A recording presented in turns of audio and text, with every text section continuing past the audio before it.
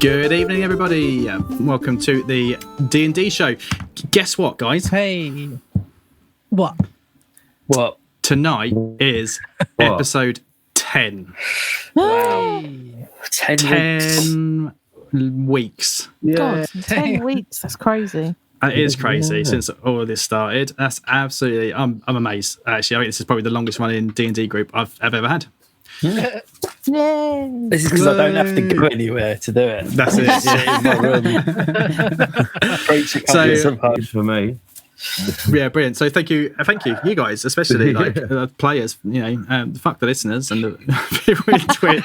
Like, thank you very much for giving me something to do every Tuesday evening. No, 10 weeks. It's been brilliant. It's been fun. So that's absolutely amazing. That's here's to 10 more, I suppose. Yeah, just turn Twitch off. Just get rid of them, sort of. No, not at all. Not at all. I'll get to the Twitch chat in a minute because we do have a few of our regulars in there, of course, but we'll come to them. So, yeah, welcome to the D&D show. We are your weekly British role-playing stream podcast, whatever you want to call us. We are currently playing D&D 5e, though maybe in the future we might go into something different. And we're currently playing through the official module was released by whatever the company called, Wizard of the Coast, The Lost Mines of Fandova. Luke, if I finally learn the rules for this game and then you change it, I'm going to be fuming. Mate. We'll see how we feel when we finally finish this adventure, but it'd be cool to adventure. I've been dying to play some Starfinder for like about a year or so now. Yeah, it sounds good. It's not It's D&D in space, man. You've got guns and lasers and aliens. RPGs all have similar rules, don't worry, Sean. It's still like it's similar but different. Anyway, so we'll see. Let's get through the next 10 weeks first. So yeah, D&D. That's what we're doing tonight. So thank you everyone who is here. So tonight I am joined. Oh, who am I? I am Luke. I am your GM, your DM, your host, whatever you want to call me. Lukey baby, whatever. I am joined by the usual crowd. Lisa. Hello. Our resident half elven bard, and then we've got Sean. Hello. He's our known dwarf slash bull guzzling bull guzzling dick choking guzzling druid. Oh, there's a new t-shirt. Bull guzzling druid. Yeah, that's weird. With a duck on it. That is excellent. Don't worry, I've already got that. I can buy that. I can't wait till we start making merch. Watch this space, Sean. We've set up a merch page. You're just designing some, aren't you? Yeah, at some point. So maybe we can get some t-shirts for sale, and then maybe we can pay for that Zencaster subscription. Absolutely. We'll see how it holds up tonight. Cool. Gavin, sir, how are you doing? Evening. I'm good. Evening. Yeah. Gavin is our swashbuckling dwarf, and James. Hello, sir. Yes. Hello there. How are you doing? I'm very well. I didn't forget your name. It's just because I'm looking at the Twitch stream and it doesn't say. Well, it does say your name, but it says Scapes. So I went to say Scapes. That's all. That's fine. Scapes. I don't mind. Justice Scapes, human paladin. Justice. I am Justice. Our resident tax collector. Yes. Cool. The blood tax. Yeah. Come for final payment. You just come up with it so quickly, James. I love it. So here we are. I was impressed. You are really quick. So that's what your missus says. Apart from my leg. Yeah. Apart from your leg. Well, I don't. You know what? I was all raring to go, and now I'm like, oh shit! What do I say? How do we do this again? What are we doing here? What are we playing? What are you drinking? I have got tonight. I have got Jim Beam and that ginger beer. Thank you. My wife had to remind me. Very nice. I like whiskey and ginger. It's nice. I thought that was the glass speaking. Sorry, I do apologize. I've already had a can of bitter tonight, and I'm already half gone. Cheap day. So anything happened this week? We had a little conversation a moment ago, didn't we, before we started streaming? Shops have opened here in the UK. That was a big fucking mistake. People camping outside Primark. Apparently it's all fine now. Look, the people that are going to camp outside Primark deserve to be diseased, is all I'm saying. Exactly. Yeah. It's not that. It's just like, what sort of person thought, oh, I'll go Primark on the first day? It's just like knowing how busy. I'm surprised anyone went at all. Did anyone see the woman who went to John Lewis to buy 2 Angora sweaters and a Mulberry bag? No. It was like, she was on this morning. It was like, yes, I needed to go get my Angora sweaters. It's like, it's fucking June. Why do you need Angora sweaters? For Well, it's cheaper in June, Gav. Oh, yeah, of course now, yeah. But Jesus. Sensible. Like, a coronavirus or an Angora sweater, I don't know. Cool. Well, Other hopefully than they'll all that, be safe. She's probably got Booper as well. Probably, yeah. If she can afford like $1,500 on a Mulberry bag, jeez. She's got her own doctor indoors. I mean, anyone that can afford to shop at John Lewis in general has just got too much money. True. The only thing John Lewis is good for is when you go to Lakeside, and it's only because it's the best place to park. So you can just walk out. Cool. Yeah, other than that, UK's been pretty boring. This week's been all right. We went to the beach the other day. That was nice. Walked a dog down the beach. It was really quiet. Went to Walton on the Naze. It was really quiet. It was nice. Yeah, I might be popping up there Friday. I love Walton.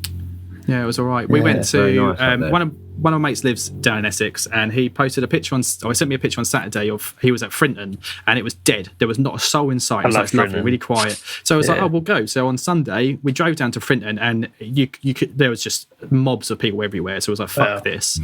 And then it was like, let's check out Walton, and we got to the main seafront of Walton, and again there were just literally like biker gangs and proper like West Ham thugs everywhere. And was like, oh, well, the Naze is just like 30 seconds up the road. Let's try there. And the Naze was nice and quiet. So, but again, people just hanging out on the streets, hanging outside of pubs. All the shops were open, all the little knick-knack, crappy seaside shops. And it was just like, what are you people doing? Yeah. My folks live in Holland-on-Sea, so I'm visiting them on Friday. First time I've seen them since lockdown. So just going for a little social distance in trip to the back garden. Nice. Yeah, good. I mean, as long as you're sensible with it, it's one thing you go to the back garden. My wife has, truthfully, she's gone out a couple of times around her mate's house, but she goes in through the side gate into the back garden. They stay apart, and she's going out again on Saturday. And as long as you're sensible with it, but meeting up in massive, literally on the drive home again, like through Walton, and there's I don't know if you've ever been there, but it's like a massive wall with seats and ice cream parlours, and literally there was just like there was no spaces. Everyone was just sat there next to each other, and it's just like it's almost as if people have stopped. Like, just because things are opening and whatever else, it's just like I think I was in a garage. It weren't that long ago, filling up, and went in, and this woman just made a beeline for me where I had to jump out of the way, and I was sort of stood still. Yeah. So what are you doing? It's like, and the worst thing was she was, late 60s, early 70s. And it's like, well, you're the one that's at risk. You could have floored should have coughed on her. Do you know what I mean? Yeah, I mean, that's the best. If you go anywhere and people get near you, start coughing. Soon clears out. Yeah, but enough about that. Anyway, otherwise, world is slightly returning to normal. He says, actually, there was like all those fucking white supremacists in London on the weekend. That's not returning to normal at all. As soon as the football's back on, they'll be preoccupied. It's fine. Well, that's why we're here instead of there. So there you go. I don't know. Let's get cracking. Back in the chat. We have. I said I was going to come soon. We've got the usual crowd. Thank you very much, guys. It's it means so much that you come here week after week. We've got Side Consent, we've got Flack 30, and we've got Lecky Mac on, who are chatting away. But apparently we've got 6 viewers at the moment. So the other 3 who are welcome, fantastic. Thank you for joining. Please feel free to drop a message in the chat and say hi. But we'll see how we get on tonight. So nothing really happened last week too much. It was a bit of a quiet episode. And it's something that I've been thinking on all week, actually, something that's been not bothering me. But I mean, I don't think it was meant in any kind of malicious way last week, but there was a comment in the Twitch chat last week about how we haven't done much, or it was a bit slow and boring or something. And it did get to me a little bit, I'm afraid to say, and only because you start doubting yourself, don't you? You start thinking, oh shit, am I doing a crap job or whatever? And I've been thinking about it, and actually I was talking to, I think it was Flack 30 I was talking to today, actually, this morning on Twitter.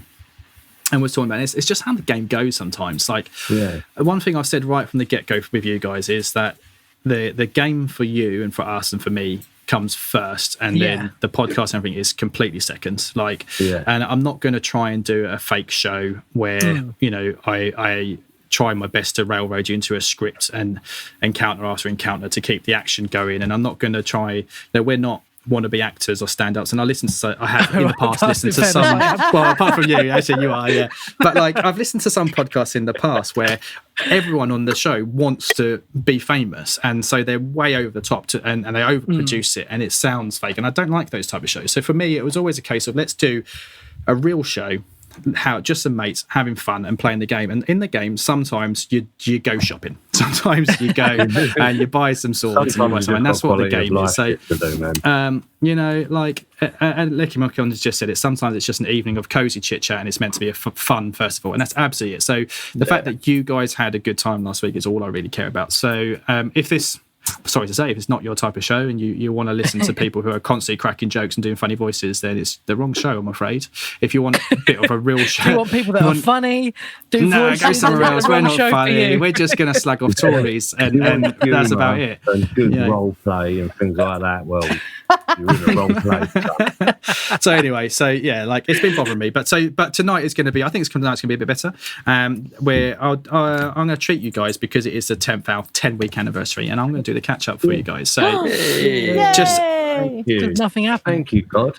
Because nothing happened last week. No, I'm going to do like a real kind of recap of where we're at in the story. So are y'all all ready? I am. Sitting comfortably. Lovely. Yes. Okay. So we started off. We did like a little prelogue to the adventure. There's something that I was inspired by, something I'd read online a while ago, which isn't actually in the book. So we started off just in the meetup before in Neverwinter City on the Sword Coast.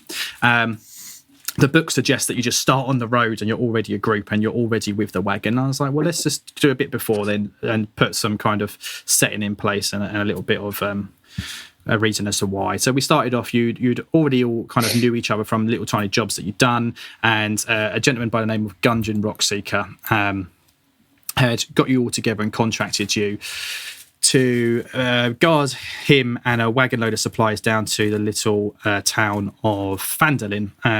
You're going to be carrying some mining supplies because him and his brothers had found this ancient mine called in Wayveker, a place called Wayveker Cave, which it's a long lost mine of sort of magic and mithril and gold and stuff. And on the night that you all met up for the kind of the pre-night kind of plan meeting and stuff, you'd found that there was a traitor in the mist in one of his bodyguards, whose name I made up and I forget, and it turned out to be a doppelganger. So him being all worried because his brothers are already down in Phandalin, he left with a knight of the Lord's Alliance called Sildar to go and make sure his brothers were there, and you had to wait behind to get all the supplies ready to leave. So they did that. On the next day, you left and you found an ambush site by goblins, and that what looked as though had been the fact that Gundren and Sildar had been ambushed and kidnapped. You followed the trail and you found a little goblin hideout and you just completely demolished it. Rescued Sildar in there, but no sign of Gundren. You then went to Phandalin, and when you got to Phandalin, you didn't really have any leads. Like, what do we do? We don't know where Gundren is. There's this mention of this Cragmore Castle, but who knows where that is? No one's ever heard of it.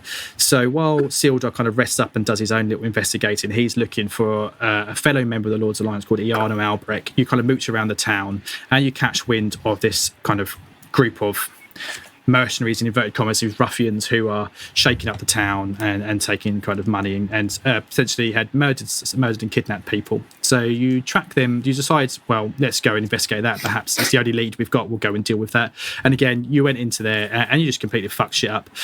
Their leader, you hear, is a wizard by the name of Glassstaff, and you go and kind of stumbled into his chambers, not realising that he'd set up a watch in the form of a wizard's familiar, who kind of clued him onto your arrival, so he scarpered and then set the whole entire hideout of Red Brands on you. And there was a massive fight. I think it was like the whole episode, 3-hour-long fight where you fought off Red Brand thugs and some bugbears and a Nothic and stuff like that. You completely smashed it. Fast forward from there, you then discover that Glassstaff is none other than Iarno Albrecht. you rescue. Quite well in there, actually. What's that, mate? Did James say something? No? Okay, I'll carry on. So from there, you then you don't really have any leads other than you find a letter in Glassstaff's chambers from the Black Spider, who you believe is the nefarious villain behind the whole plot. Yes, it is, James. Yes, Grandad.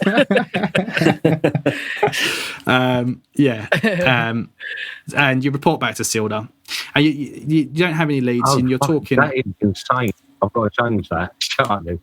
All right, I'm really big lag James. on If you just be quiet and sort yourself out, and let me finish the exposition. From there, like, you rescued a family from the hideout, who is the family of the woodcutter who was murdered by the Red Brands, and you talking to some people, you find the only lead you've got when you're looking and you're talking to people about it. Has anyone heard of Cragmore Castle, where a farmer lady, a little halfling farmer lady, Quellin Orderleaf, who tells you that she's got a friend, a druid, who knows the land like the back of his hand, and if anybody can help you find Cragmore Castle, then he can.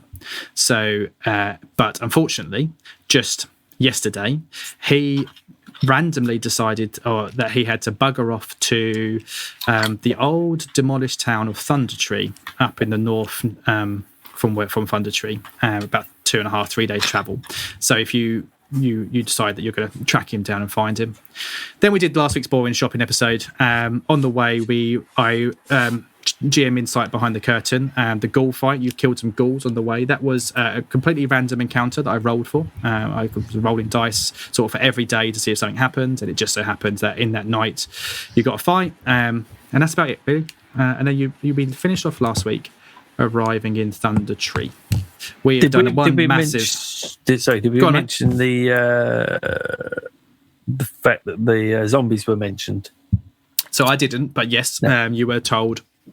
You bumped into, you hired some horses from an old knight, Order of the Gauntlet Knight, who told you he was part of the original relief mission that helped rescue people from Thundertwee 30 years ago. So Thundertwee is completely demolished 30 years ago-ish, give or take. Mount Hope now in the north of Neverwinter Woods erupted randomly and basically destroyed Thundertwee completely, and with the ash clouds that swept over the land, brought with it a plague of these strange zombies down in Thundertwee.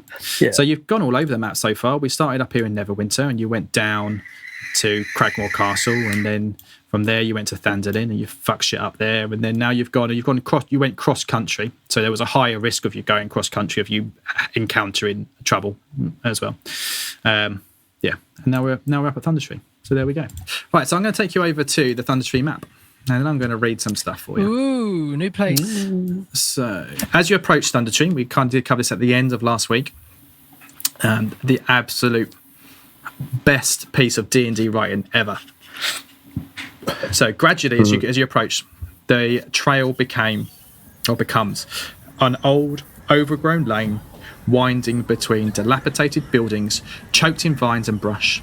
Ahead of you, in the middle of the settlement, rises a steep hill upon which stands a stone tower with a partially collapsed roof and an adjoining cottage.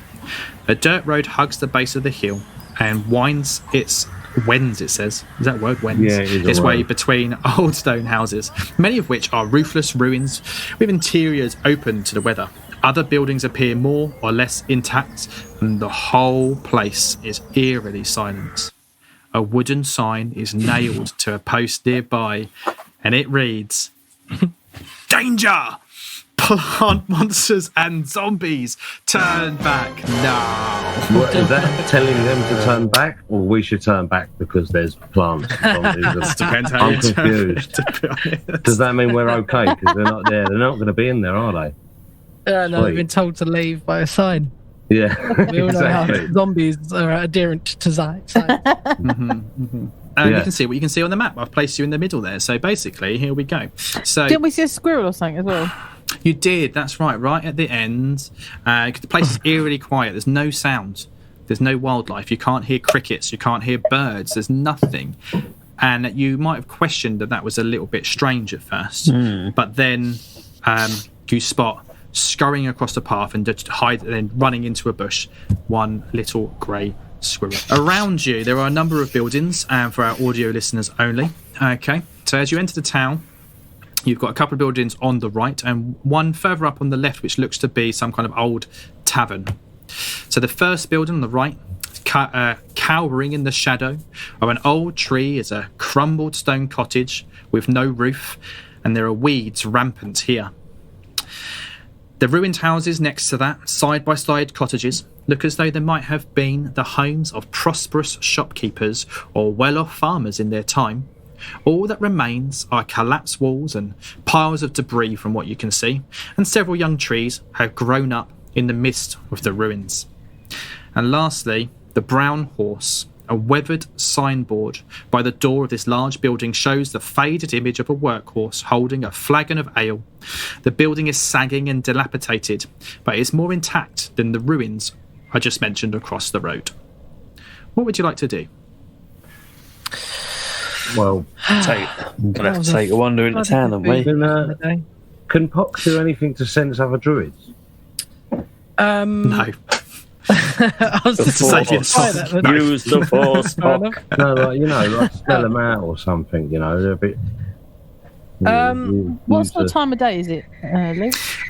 So I think from what I remember, you crashed the night in Helmshold, which was a couple of hours away. So it's probably around lunch-ish. So it's sort of mid-afternoon, sort of not early afternoon, rather. Middle of the day. It is, however, very cloudy. It's been raining, if you remember. It was raining all the whole travel. There was a storm the night before. It's still very cloudy and overcast at the moment. Everything's wet underfoot. There are muddy puddles in the path.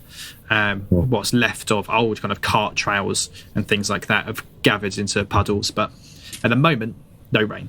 Well, I would think that we would head towards the dry house after all of that travelling in the rain. Yeah, cool.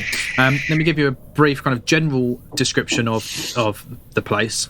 So, buildings are either ruined or intact, as shown on the map. Surprise, surprise.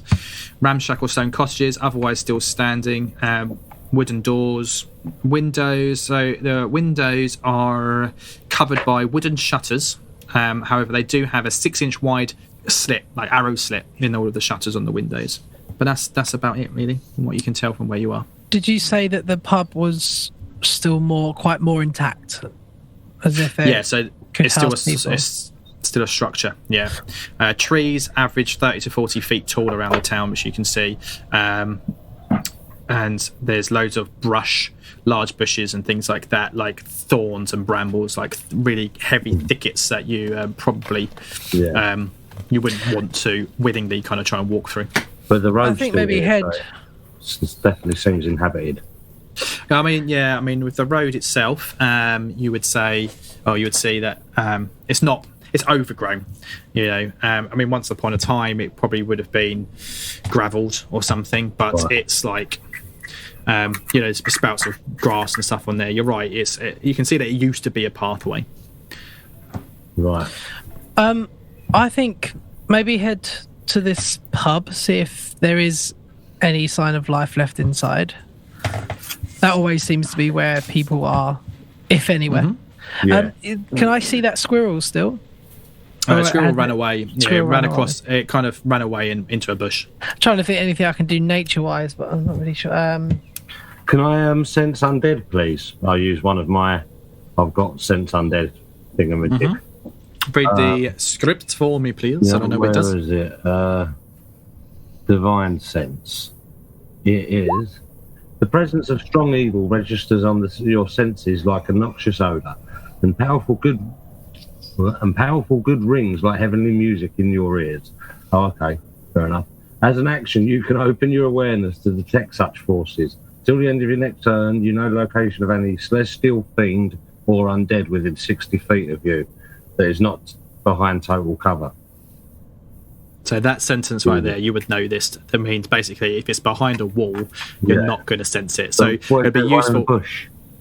Yeah, I mean, to be fair, it's total cover means if you can't see it, you won't be able to sense it. What an absolute crap thing. So basically, I can sense undead. Like if I see a zombie, your eyes are on it. Better sense undead. It might be a mirage. It's like the psychic basically in Brooklyn Nine-Nine. What's that? Like the psychic in Brooklyn Nine-Nine.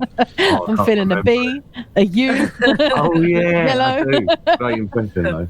I mean, it could be useful when it's like, something trying to pretend to be alive. Yeah. Or So, like the pretend to be example human. it gives in there is. Don't try and come for me. I'm fine. It's all right. All right. Put it away. The example it gives in that description is like the vampire Count Strad von Zaralovich. So, like, yeah, if somebody looked normal, alive, human, whatever, you could do that to see if they were actually alive or I undead. see. But, So yeah. okay, I can discern alive people from dead people. That should be a fucking given, shouldn't it? Really? You know what I mean? Anyway, sorry. Should we just? I mean, sorry. should we fucking? Let's forget about divine sense anyway. Come on. Should we walk forwards? Yeah. If anything, let's just go Just have a forward mooch. Okay. into further down the path. Can you please, before you move, roll? Everybody, make me a perception check. I By get the way, dice. listeners, we're all using real dice now, pretty much. I think. No, I'm going to use this. Oh, he's using them. 14. Is it a plus though, isn't it? Oh, Yeah. So I think I rolled it twice. 3. Perception. you did roll it twice. 3. I'll take your first roll. Yeah. 18 for me. 18. Plus Lovely. 3, 14, 17. Some solid rolls. So as you're approaching the pub, then you're going past the turning down to those cottages on the south. You do spot a couple of these strange little I fellows. knew I should have done this. Bollocks. Okay. So let me see if I can remember how to do. Did that work? Ooh, group. Look at that. Is it an N? I am Groot. Yes, basically, it looks like Groot. It looks like baby Groot, actually, to be precise. Yeah, they're tiny, little tiny fellas. There's 2 of them down there, but these skittering creature resembles a small, leafless, walking plant. They see you. They don't make any aggressive action towards you. They're kind of hiding amongst the weeds down the bottom there, with a roll of 18 or 17 is high enough that you've seen them. Kind of curiously looking at you, but then they kind of scuttle off back. They start scuttling off. Hello, little guys. Hello. Oh no, are they gone? They take no notice and they kind of are moving away from you, but they're not looking at you. They're kind of Got any going back idea into what the they bushes. are, Puck? Roll me a nature check. Oh, me. Yeah. Yeah. Okay. 16 plus 6. 22. Shitting hell, 22. You know exactly what they are. And not only that, I'm about to drop some fucking knowledge on you. Yeah, boy. So- Pen ready. Yeah, I'm going to... blights are awakened plants gifted with the powers of intelligence and mobility. Generally speaking, blights plague lands contaminated by darkness, drinking that darkness from the soil. A blight carries out the will of ancient evil and attempts to spread the evil wherever it can. See, legends tell of a vampire named you know all of this. Legends tell of a vampire named Gulthias, who worked terrible magic and raised up an abominable tower called Nightfang Spire. Gulthias was undone when a hero plunged a wooden stake through his heart, but as the vampire was destroyed, his blood infused the stake with a dreadful power. In time, tendrils of new growth sprouted from the wood, growing into a sapling infused with the vampire's evil essence. It is said that a mad druid discovered the sapling, transplanting it to an underground grotto where it could grow. From this Gulthias tree came the seeds from which the first blights were sown. So that's the legend behind it. How much truth is in that, nobody really knows. So basically, wherever a tree or plant is contaminated by a fragment of an evil mind or power, a Guthiash tree can rise to infest and corrupt the surrounding forest. Its evil spreads through root and soil to other plants, which perish or transform into blights. As those blights spread, they poison and uproot healthy plants, replacing them with brambles, toxic weeds, and others of their kind. In time, an infestation of blights can turn any land or forest into a place of corruption. Given how dry they are, twig blights are particularly susceptible to fire. Well, we better see if there's more around here, shouldn't we? Oh, mind you, sorry, we don't know that, do we? Well, I'll be like, well, in fact, and then I repeat everything Luke just said. Well, that's an interesting story, Pop. I know, right? How far away are they, Luke? From where you are, so on the map, each big square is 10 foot, and you can see that you're in like little squares inside. So you've still got 5 foot squares, but for the moment they are that far, about 40 feet from you. I mean, if you want to, at the moment, like I haven't moved them too far because, of course, if you wanted to just to hunt them down and kill them, you could do. So it's up to you. Yeah. So it's up to you whether you want to engage them or not. If you want to, we'll roll initiative. You've seen them, they've seen you, so there's no surprise, but you can just go for them. Lekimakon says, and they are, hold on, what does he say? As I recall, they are quite boring monsters. A bit of meth. I won't tell you everything that he says. They can be quite dangerous. Blah, blah, blah, blah. And he says, and they are evil, so burn them. Yeah, I'm not going to tell you everything he says because there's some metagame in there. But I'd like to speak to them if anything, but find out what's going on. But I'm wondering if another thing would be better to. If I go near them, they're going to attack me, aren't they? I'm just wondering if there might be loads hidden in this city. That's the only thing I'm worried about. Yeah. Because this is basically rubble. This is like you would know, Las Sean, Vegas. with that amazing 22 nature roll, you would know that they can't speak. They're incapable of speech. Okay, right, fair enough. Well, I don't think we should chase them into the shrubbery like you said. Escapes. You do or you don't want to chase them? No, I'd rather just carry on investigating. I'm sure more pop up and fuck off. Okay, yeah, so they are just going to... They just kind of disappear round the side of that building back into the brush.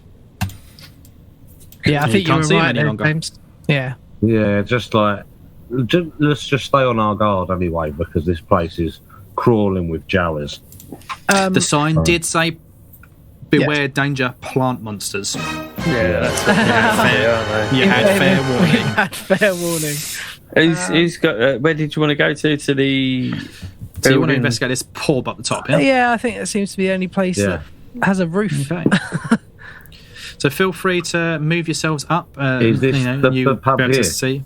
Yep, that's the one. Yep.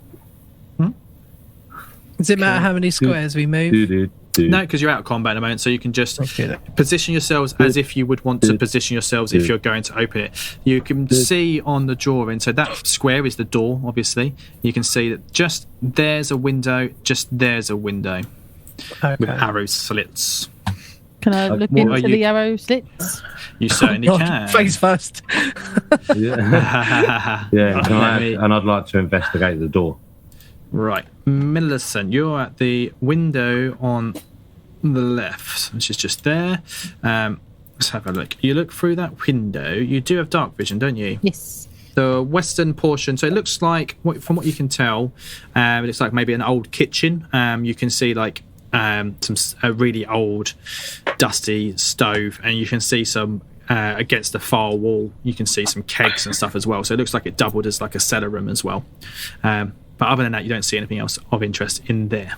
Okay, I'll just let the group know. Does there appear to be doors in this room? And they're opposite. Yeah, so basically, because you can't see an old one thing, but yeah, basically directly opposite that window, you can just see a door, and possibly one that looks like it's on the where you're looking through the window. Basically, there's a wall right next to it that runs up, and there's a door on that wall. And then there's a door adjoining it in the corner as well. So there's a door directly opposite you, and then there's a door sort of adjacent to that on your right. All right, so there's another room, or judging by the look of the building, there's another room to the right. Yeah, because from where you're standing, you're looking through a window here. Yeah. And like I say, and then there's another window. If I do that. Is there another window?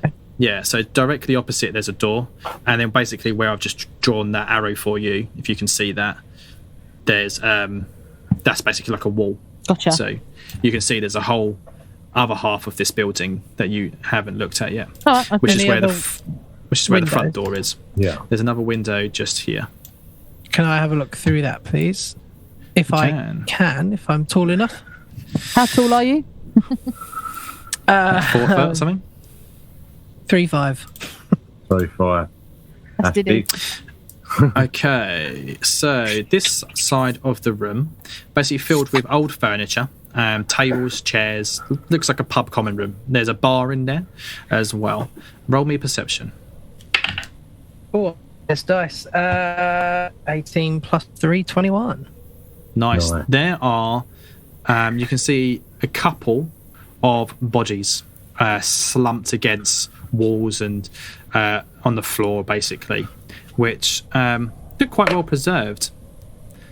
It's hard to tell without properly examining them how old the bodies are, but they look like they may have been involved in a fire. Zombies. It might be. I could see some bodies inside, slightly crispy. I think we need to go in. Can I now detect undead? Well, if you wanted to. You asked me about the door, James, so let's just look general features again of the general town. Doors. The door is it's just a wooden door, and it's swollen. Wooden doors are swollen, so it's up to you. I mean, it's just a wooden door. Do you want to try and open the door? I think we're going to have to barge it open if we're going to think. Swollen? Why would it be swollen? Probably because of all the evil. Yeah. Evil door. I cast open door. Yeah, well, go on. Yeah, I mean, shall I? Is this about to turn into backdraft? That's what I'm worried about. Oh no! How many bodies was there? He's just seen a couple. A couple. Do you say there was a door around the back that we could see? Millicent did see a door in the other room on the west side. The left side of there was another door. Yeah, well, I'd like there to were two doors that she saw. I'll try this door, shall I? But yeah, it's either that or I'll scout around the building quickly. Yeah. If you scout around you're going to scout around the building? Yeah, I'll head around the back just to see if there's any other. Can I move? So, yeah, I've just moved you. Yeah. So around the back, there is another door around the back there. Maybe take the back door just because we'll be slightly out of the vision of potentially any other enemies. Yeah. Can I see through a keyhole or anything? Yeah. Okay. That sounds like a good idea. Nothing. Shall we all go around and join him? Yeah. If you go around the whole way of the building, there is another window just round there, Pock, which if you peek through, basically shows you the kitchen room that Millicent's been looking through as well. Yeah. I think, but yeah, front or back? What's your preference? Definitely back to be a little bit off the site of the main road. Yeah. Just a little bit of insight. I've had a message from my wife who is sat 10 feet over there. I think she sent it a while ago. She sent it about 40 minutes ago. She's just sat over there playing Animal Crossing, and she says, "You're so gay for James." How's that? What does that mean? I don't know. I can't blame you. Oh, I don't know. Yeah, exactly. This is it. I mean, it might have been. In fairness, you have said you're a hell of a man for about 500 times, testing the delay. Yeah. James. At the top of the thing. James. James. James. The weird thing is, as I'm saying it back, like in what situation does that actually happen? Yeah, I think that's what she says. That would be so much because he wasn't working. There was lag. I'm just explaining. There was lag, so he was out of sync with everyone. I know, I could hear. James, come back, James. Where are you going? Anyway, should we break down this door and stab these dead bodies up? Again, the door's really, really swollen. I mean, doesn't take an insight roll to work out the fact that this place is, as far as you're aware, this place has been abandoned for 30 years. So the door is old and it's just swollen with years and years and years of weathering and rain and storms. Expansion. Oh, okay. Yeah. So, do you try and open the door? I've got a feeling it is going to be like backdraft and we're going to get sprayed with zombies' gut or something. Or Let's go for it. Okay. knives. I don't know if I've got the strength to kick the door down. The door, certainly try it. As you try and open the door, you turn the handle and you push it, and it doesn't move, but it does give a little bit. If you want to barge it down, I will need a successful strength check. Strength check. Where's our hard nuts? Oh, right. I'll do it. But I'm backing away. Yeah, I there think. goes. 17. Hiya! By the power of And Grayskull. the door smashes open. Let me just reveal the inside for you. I'm gonna redeem my crossbow. Yeah, you should all be able to see. So inside that room, there's no on the map. There's no furniture drawn on the map, but it's like I said before, it's a kitchen. So there's like some stoves against one wall, and there's some shelves, which is basically it's all dry now. But once upon a time, we had like flowers and stuff like that. But it's all not even rotten. It's so old, it just isn't there anymore. Like birds and stuff have at some point eaten it all. The kegs are kind of packed up in the bottom left corner down there, as well as a couple of beer barrels, which, if you were to investigate, are long since dried up. Through to the bodies. Yeah, shall I barge that door at all? Go on, son, do it. Oh yeah, maybe turn the. Let's try it first. Yeah, let's not get too excited. Yeah. The inside door does open for you. I'll barge it. Roll initiative. Initiative. 11. 3. Wasn't expecting it because we looked in and everything. You saw two of them? Zombies. Oh, I thought they were village people or something. Not the band. Not the band. The village people. YMCA in there. Oh, I didn't put two together. Why did anyone? Young man. Yeah, one of them's all dressed up like a Native American, and there's a builder in there and a policeman. And they're just doing really. You know that fight in Shaun of the Dead when they fight to Don't Stop Me? Yeah. We're going to do that, but to the YMCA. Yeah, that's brilliant. You're the bard. You've got to start it off, keep the rhythm going. Yeah, I mean, to be Okay, fair, you've all put your initiative in. Burr, what was your initiative, Burr? 11. Okay. Did you just opened the door? So as soon as that door opened, and they heard you barge through the other door, so they'd already started stirring. So there's no surprise for anybody at all, unfortunately. No. Right. Zombie time. He kind of pulls himself up. You all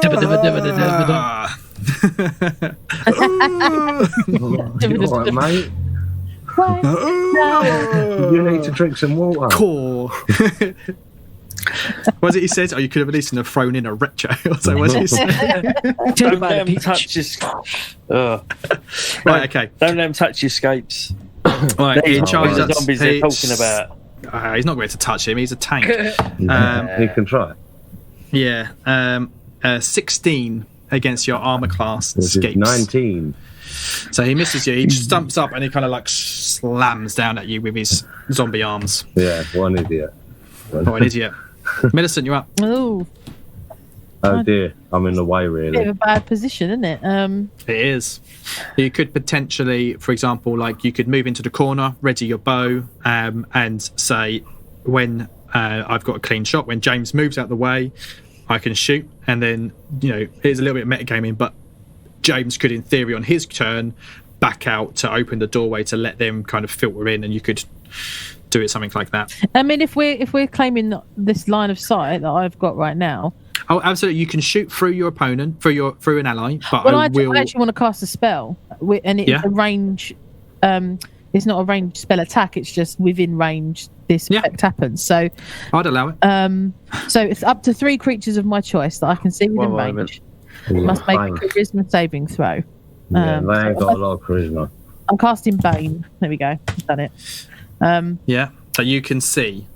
Yeah, so I can see 4 tokens from my point of view, but what I'm going to do is assume that the one behind the door here. Yeah, I can, because the line of sight widens.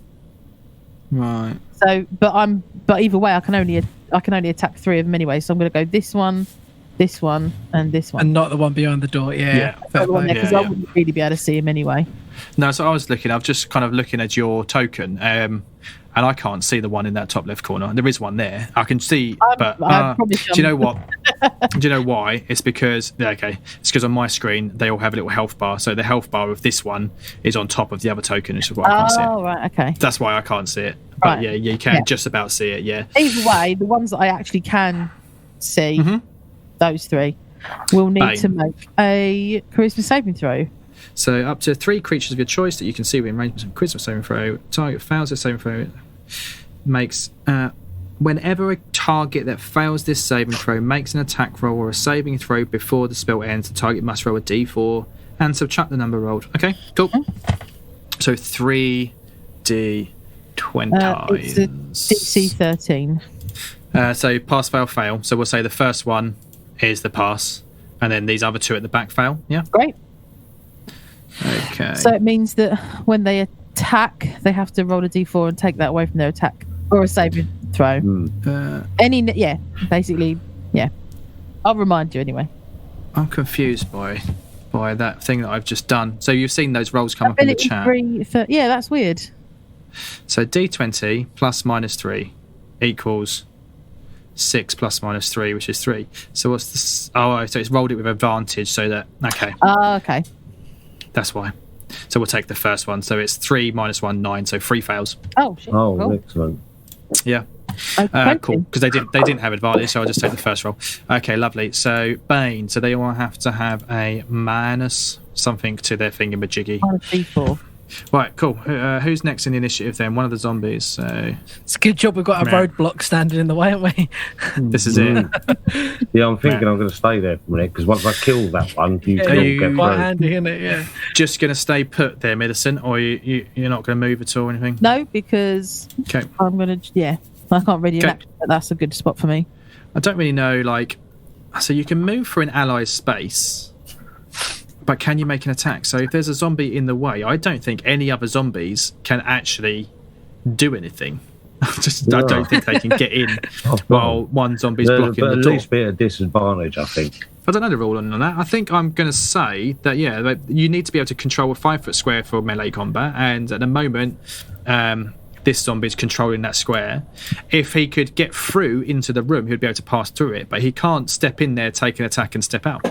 Oh, right. So I would say that at the moment, there's nothing he can do. He's just going to kind of stand there and ready in action just in case he does get to bite someone. That's so Escapes, you're up.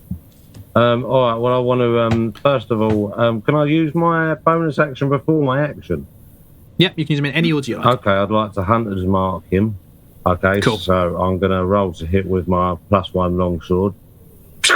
18 for 9 damage. Nice. Plus the D6. So, which is an extra 2. So that's 11 in total. Do you know what? I'm going to...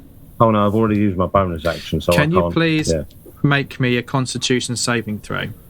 Me? Yes, please. Constitution 3. Okay, lovely.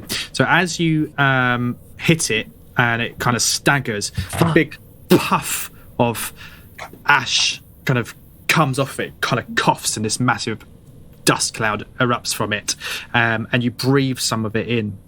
I am immune to... Let me tell you. I think pretty much all sickness. Immune to your shit. I'll tell you what it is. See, let me see. Where is it? Yeah, I've got. You're like immune to diseases or something like that. I'm, it's not a disease. Oh well, what is it? Because I'm immune to what that is. All it says is if you fail the saving throw, then you for the next minute you gain disadvantage on attack rolls, saving throws, and ability checks. So you can repeat the saving throw at the end of your turn, ending the effect on it early with a successful save. But it doesn't say if it's a disease or not. So I think it's just kind of like a magical effect that it does. Yes, disease. I've got divine health. So. Is a Constitution save an ability roll? No, it's a saving throw. Okay. Yeah. So you get a disadvantage on attack rolls, saving throws, and ability checks. Yeah, so you wouldn't be able to use your cantrip. Yeah. Okay. So you've now got disadvantage until you pass, but you still get to do everything you want, and then at the end of your turn, you can roll again. Cool. Okay, let's just put a on you. Oh. Are you going to do anything else at all, Scapes? Are you going to stay there blocking the door, or are you going to back up and try and draw them into like a murder tunnel? I don't know. What do people want? They're coming in, people. I personally don't want them anywhere near me. Well, I think ranged attacks. Ranged attacks. Can they do ranged attacks through me? They can. Slightly. I'll stay there then. As long as I've got heals and stuff, I'll just stand there like a brick wall. Cool. Yeah. Cheers, just shield up, just blocking the door. Fantastic. Yeah, I was just going, oh, excuse me. Oh, no, excuse me. Oh, sorry, excuse me. You're up then, Burr. Right, so if I'm going to I can do a ranged attack from there, yeah? You can. So basically what I'm going to give them is half cover, so it makes them slightly harder to hit, but just roll your d20 as normal, I'll tell you if you hit. 14. Plus. Yeah, you hit. Yeah. That's fine. That's fine. 10. So 10 damage. Yeah. Nice. So basically, read your sneak attack thingy, because I think you can use... you can get sneak attack on range attacks, but you need to have either advantage or I'm not sure on range attacks. So let's have a look. All it says is 2d6 extra, 2 times d6 extra. Yeah, because it doesn't. I've just paraphrased it on your character sheet. Yeah. Sneak attack. Beginning at first level, you know how to strike suddenly and exploit a foe's distraction. Once per turn, you can deal an extra blah blah blah. You hit with an attack. So if you hit with attack, if you have advantage on the attack roll, the attack must use a finesse or ranged weapon. You don't need advantage on the attack roll if another enemy of the target is within 5 feet of it. That enemy isn't incapacitated, and you don't have disadvantage. So yeah. So you've got one of you can roll an extra d6. An extra d6. Yeah. 4. Right. 4. So how much damage was it in total? 10. So 14. 10 plus 4 is 14. Okay. Nice. So now I need to roll some dice. Shit. Okay. 5 plus the damage taken, so 19. I have to beat a 19, and I rolled a 5, so it dies. Yes. Hey. Crack him. Have it. Clacking. Which one That's was that? disappointing. Yeah. He falls over, kind of crumbs. You shoot him, and with zombies, have to get him in the head, don't you? And you just take your aim, shoot your crossbow, bang for an eye socket, falls over dead. Nice. Okay, anything else you want to do, Bear? No, I don't think so. I think I'm good where I am. Okie doke. So we have this fella over here then now, who is going to stand up, use because he hasn't stood up yet, so that's 10 foot. And he can't quite get to you. He kind of stumbles up and then starts slowly slumping towards you, kind of pushing chairs and stumbling over, but he's not quite close enough to any of you to make an attack yet. Pock, you are up. There is now space for you to get into the room if you wanted to. I would like to do so that they are all... I can't quite see in. I need them all within a 15-foot cube of me. Originating from me. Can I do that without getting an attack running past them? No, so if you run past them, you will incur an attack of opportunity. And that happens before or after my... as you pass through their space. As you pass through them. As soon as you go in this space here, going in there's an issue, isn't it? Yeah, so it's when you leave their attack range, yeah. So you enter in and make an attack, fine. But if you enter in and then enter out, then they get to attack you. So also, is there a way to get all 3 of those in a 15-foot cube? I don't think there is. Yeah, absolutely. I can only see 2, so I'm not sure. You can do it from there. Fuck it, yeah. Send me in. Could you move me to where you just said? So I lost track. What square so it was. you would go. You can cast your spell, but this dude gets to attack you as you swing past him. Okay. Okay, yeah, I'll take it. That will be a 15 against your armor class. That's a hit. Okay, so you will take 4 points of damage as he slams you as you go past him. Easy. And then the other one, technically you're still within its range, so you kind of skirted around that other one. But the other, so that's fine. And then you're going to cast. I'm guessing it's a Thundertwee at second level, please. Which adds 1d8 on top of what it already does. Yeah. So each creature makes a Constitution saving throw. Failed save, it will take 3d8 of thunder damage and is pushed 10 feet away from me. Okay. Right. What's the DC for the saving throw? It is I know the answer to this. 13. Okay, so I have to beat 13. So first one on the top left saves. Second one in the middle fails. Last one in the bottom saves. So 2 saves, 1 in the middle succeeds. What happens on a failure and what happens on a succession? On a fail, the creature takes 3d8 because it's at second level and is pushed 10 feet away. So if you roll that damage up, 3d8, it's probably overkill. 21 plus 5, so 26. 26 points of damage. And they're pushed 10 foot away. All right. Oh, For fun. Oh, I'm not. If it hits a wall, it's another d8, surely. So, yeah, I would... He just gets obliterated. Limbs get thrown from just completely taken off it, and he goes and just the room. It just has like fingers and arms, and his head rolls off, and it's just So basically, they have this thing called undead fortitude. So if you kill them, if you reduce them down to 0, they don't necessarily die. I have to roll a saving throw versus 5 plus the damage dealt, and if they succeed they don't die and they still just get reduced to 1 hit point instead. So I would have just had to have rolled a 31 in order to which it wouldn't have happened. Minus 1d4 as well. I mean possibly, I don't know how saving throws, I think it's the same as ability checks, like a nat 20 isn't an automatic success, I don't think. So I mean, and if I did roll, I would have rolled a 13. So, he just gets obliterated. The other 2, do they take half damage? On a successful save, the creature takes half as much damage and isn't pushed. So they take 13 points each. Good. Yeah, cool. I love that. Yeah, I should have been a druid. I like druids. That was just 4 druids, just like Warcraft. Cool. Now, does that leave me clear to get the fuck out of that room? No, well, I mean, you've used how much of your movement did you use? You started off. Oh, what was that? 25 feet. You moved 25 feet, so you've used your movement, I think. I would Misty Step, but I don't want to piss away 2 second level spell slots this far into Thundertwee. I don't think you can Misty Step on your turn. Can you use an action? It's a bonus action. It's a bonus. But it takes. Yeah, you've used 20 foot to get to there, I think. Oh, okay. So you got 10 foot of movement. You're probably best to. I don't know. Probably best to. I'll hide in the corner. You do it. You do you. Is there I'll I can't get out of the room, can I? Nah, fuck it. No, you've only got 10 foot of movement. So if you hide in the corner, this zombie stands up from the floor where he was prone and then walks 5, 10 feet, boom, to the closest person, pock. When you did that thunder wave, all of those zombies did emit that big dust cloud, which I forgot to make you make a saving throw for. So if you could do that for me, please.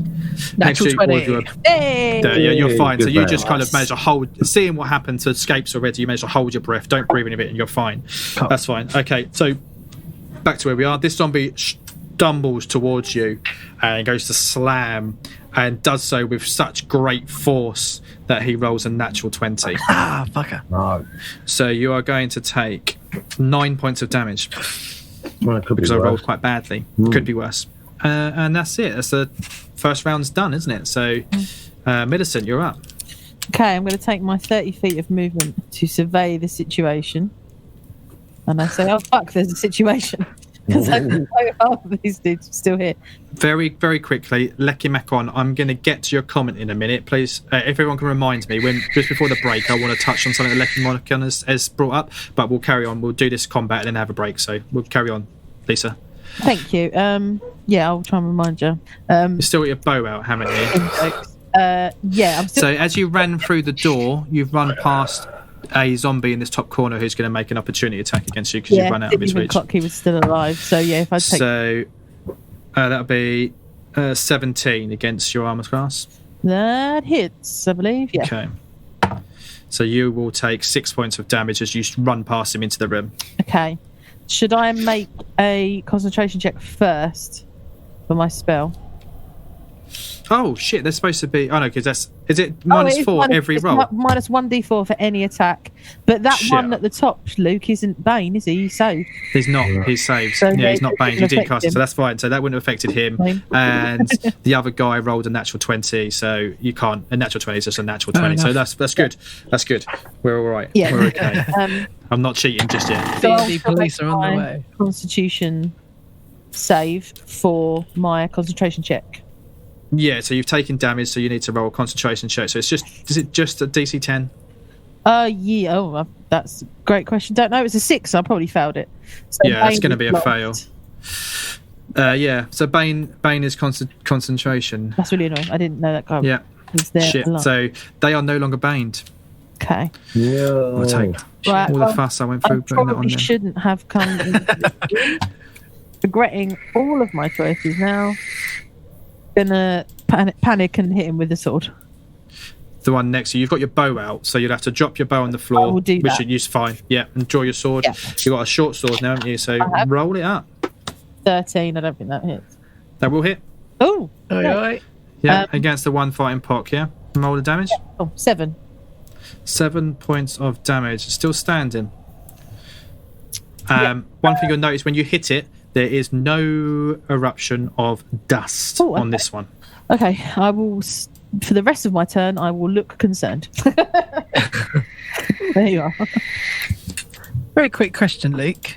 In terms of healing potions, do they have to be taken in our initiative order in combat? Yeah, so it's an action to take a potion. Okay. So you use your action to do it. Fuck. Millicent, are you done, mate? I am, yeah. Okay. This zombie is going to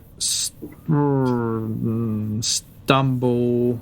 Well, he's already hit you once as you ran past him, so I think he will come down and attack you, Millicent. And I roll an 8. Missed. Misses. Scapes, you're up. Okay, I could cure my poison, but I don't think the fight's going to go on that long. So I'd like to start by moving in so I can see what's going on.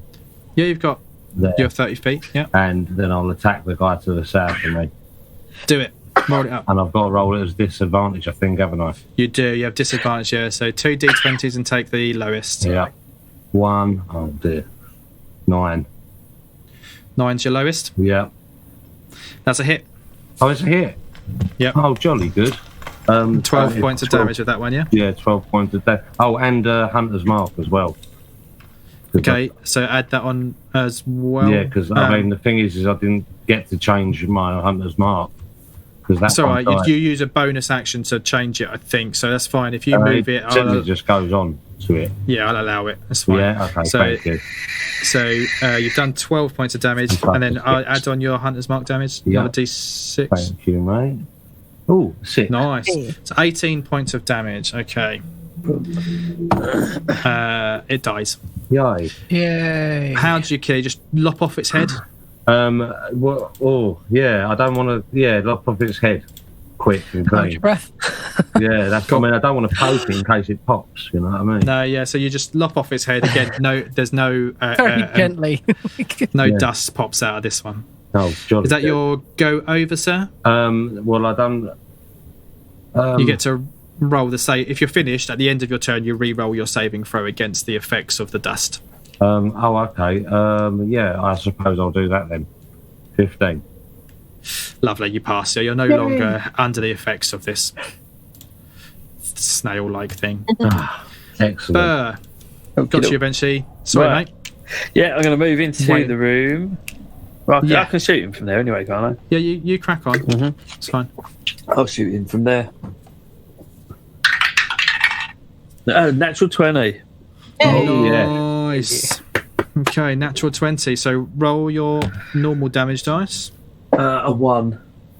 A 1 plus your sneak attack. That's another D6, isn't it? Is it just 1? It's 2D6. Sorry, yeah, 2D6. So 1 plus 5 plus 1. 6. So what's the running total? 6. Okay. Have you added on your modifier for the damage as well? 3. So 9. Brilliant. So our house ruling on the crit is that you get a full one. So instead of rolling the dice twice, you get full. So you're going to be doing 6, 12, 18 points of damage plus that 9. Yeah. So 27 points of damage. Again, no way that I could pass their saving throw on the fortune. So again, you another one that you just shoot this one in the head and is dead. Yeah. In bed. Head just explodes. The bolt goes in and bounces around his skull. Dead. Okay. Shitty zombies. You're inside a pub. Where's loads of dead zombies. Is there anything in this pub that can we search the pub? Have a little look at that. You can certainly roll me a perception to search the pub. Perception. Should we all do that? +3. If you're all searching, yeah, absolutely. Yeah, I'll have a look. And 22. Lovely. So you have quite a good look. You kind of look behind the bar to see if there was any kind of cash box or anything left behind there. There is just nothing at all. There may be on the back of the bar, on the top shelf, a couple of bottles of brandy that bizarrely are still there, nice, well aged, that might fetch you a little bit of coin, or you could drink them. Who knows? Whatever you want. But no, there's nothing that you find. You search under the bar. You think, oh, there might be some treasure in here. You don't find anything of the such, I'm afraid. Okay. Is there any of this zombie dust on the like? Is there zombie dust around after the killings? Yeah, so basically, like, as you hit them, they kind of cough and they spray this stuff. It only happens when they first take damage, which is why it didn't happen the second time. Have I noticed that it's if we inhale it, it's an issue, or is it if it touches us? Yeah, maybe. So like, in all fairness, let's have a look. It doesn't really say. I've just kind of given it a bit of flavour of its dust that you're breathing in, but it doesn't really specify. Yeah. Is there any way I could possibly grab a bottle from the bar, an empty bottle, and try and scoop some in? Scoop some up for I'm not quite sure what, but just I would like you. So kind of like if you're... I've got 5 hit points. Do I want to do this? No, that's fine. That's fine. So basically, like, I'm not sure if in the Dungeon Master's Guide, I think there is some rules around harvesting stuff from bodies, but I'll allow it. So yeah, like, you scrape some of the dust off of them. Like, they're all burnt up and ashy, and as you know, so you scrape some dust into like a bottle or something, and you get a decent amount. What I'd like you to do is roll a survival to see whether or not you can successfully harvest some of this, enough of this stuff. Okie doke. 2 plus 3 is a 5 in total. Okay, so it's, you know how like with ash, when you're kind of touching up the ash and stuff like that, it just kind of goes. You can't scrape dust, can you? If you know what I mean? Like, it just kind of flattens into your fingers and stuff. So you kind of get that, and you get your knife and stuff, and you're managing to get some in there, and you do. But roll me a Constitution saving throw. Yeah, shit. It's a 2. So you as you're doing it, you manage to accidentally, you kind of get a tickly nose, and you sneeze a bit, and it puffs up, and you breathe some in your face, and for the next minute you're going to have disadvantage on everything, and you can try again, and if you want. We should just wait in here a minute. In all fairness, there's 4 bodies. There's enough ash in the place. I will allow it for you to get some, but you will have some disadvantage for the next minute. Okay, that's fine. Oh, give us a minute, lads. I took a bit of a fucking hiding in that fight. Did has anyone got any healing potions or anything? We've all got healing potions, haven't we? We bought one each. Yeah, you've all got. I think you've got one each. You could also, of course, take a short rest in here if you wanted to. Yeah. Oh, rolling hit dice would be the cheapest way to recover. It would be. A short rest is a rest of up to an hour. You've just you've been a bit battered and bruised. You've just searched the place, so that would be like within that hour you've had a little search and you've been just grabbing up this stuff. Yeah. And you can roll your hit dice. We'll do that off air. Let's have a quick break because I need a wee. One quick one, Luke. What was it Lecky Macon wanted to know? Yes, so Lecky Macon was raised a very valid point in regards to spells, magic. Okay, so basically, let me see if I can find it. Is this something to do with what you can't cast two second level spells? That's correct. Yeah. So Misty Step is a bonus action. Yeah. So but it is a spell. So you can only use it on turns when you didn't cast another spell as an action. So you can use it if you use a cantrip as your attack. So basically, you can't. Whilst some spells are actions, some are reactions, some are bonus actions, you can't cast two spells in the same round. So if you cast a spell as your main action, like your Thunder Wave, you can't then cast a bonus action spell in the same round. However, the exception is cantrips.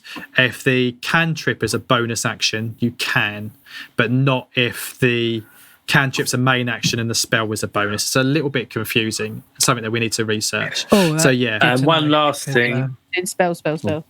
Go on, mate. One last thing. Where's Droop? While we're about. Where is Droop? Right at the beginning. Right at the beginning. And the duck. He's with the duck. Right at the beginning, I'll add a token because I forgot. At the beginning, when I was going through the description of the buildings and stuff, I was about to blurt into Droop voice, and then one of you said something, and I've forgotten since then. So we'll add Droop to the map, and you can. You little toe rag. You guys.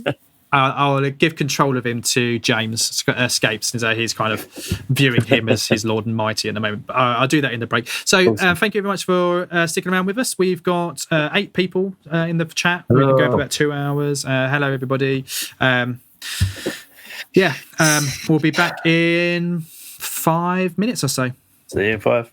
Bye.